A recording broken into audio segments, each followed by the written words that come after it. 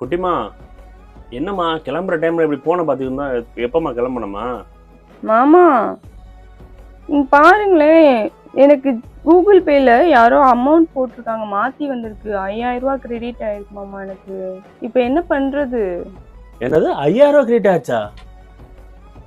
அச்சச்சோ, பாவம்மா, யாரோ மாற்றி அவசரத்தில் போட்டாங்கம்மா. தயவுசெய்து அந்த பணத்தை நீ ரீஃபண்ட் பண்ணிவிட்டுமா. ஏன்னா அது நம்ம பணம் இல்லை. யாரோ நீ இந்த பணத்தை மாதிரி ரீஃபண்ட் பண்ணி வச்சுக்குவேன், அவங்க அவ்வளோ சந்தோஷப்படுவாங்கம்மா. உழைக்காத பணம் நம்மளுக்கு நிலைக்காது, அதை மட்டும் மனசு வச்சுக்க. ஓகே, சரிங்க மாமா, நீங்க சொல்லிட்டீங்கல்ல. நான் இப்போ உடனே அவருக்கு ரிட்டர்ன் போட்டுறேன் அமௌண்ட்டை. ஆனா இந்த மாதிரி எத்தனை பேர் மாத்தி மாத்தி அமௌண்ட் போட்டு ஏமாந்துருப்பாங்க. அவங்களுக்குலாம் பணம் கண்டிப்பா ரிட்டர்ன் கிடைச்சிருக்கும்னு நினைக்கிறீங்க? கண்டிப்பா ஏமாந்தான் போயிருப்பாங்க, கிடைச்சிருக்காது. ஆனா நம்மளுக்கு பணம் அனுப்புனவர் கண்டிப்பா நேர்மையானவங்களா இருப்பாங்களோன்னு எனக்கு தோணுது மாமா. அதனாலதான் நம்மளுக்கு வந்த பணத்தை அவர் நம்மளை கான்டாக்ட் பண்ண முடியாட்டாலும் நம்ம நேர்மையா அவருக்கே திரும்ப கொடுக்குறோம். கண்டிப்பாக குட்டிமா, வாழ்க்கையில் நம்ம நேர்மை இருந்தாலும் போதும். நமக்கான பொருள் நம்ம எங்கே தொலைச்சாலும் நம்மகிட்ட வந்து கடவுள் கொடுத்துருவாரு. அதே மாதிரி தான் நாமளும் வாழ்க்கையில் இருக்கணும். சரிங்க மாமா.